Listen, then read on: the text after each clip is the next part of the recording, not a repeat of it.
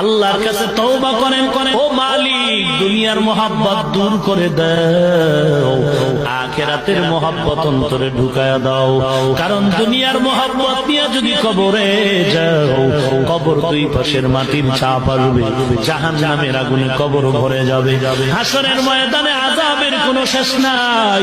এরে আল্লাহর বান্দা, যুবক কবির বাবাজি, ও পর্দার আড়ালের মা, টুপির কারণে মাথা নষ্ট না, দাড়ির কারণে সম্মান কমে নাই, আমিও মায়ের সন্তান, কোরআনওয়ালার মা, ও মা তুমিও মা, কোরআনওয়ালার বাবাও একজন বাবা, তুমিও সন্তানের বাবা। মাদ্রাসায় কোরআন পড়ে সম্মান কমে নাই রে বাবা। দেখো আমগো মাদ্রাসায় খবর নাও, কত র্যাবের ছেলে কোরআন পড়ে, আর্মির ছেলে কোরআনের হাফেজ, ডিসির ছেলে কোরআনের হাফেজ, এসপি সাহেবের ছেলে কোরআন পড়ে। কারণটা কি? বলে দুনিয়ার সব কামাই করলাম, কবরে যাওয়ার পরে কোনো কামাই করতে পারলাম না।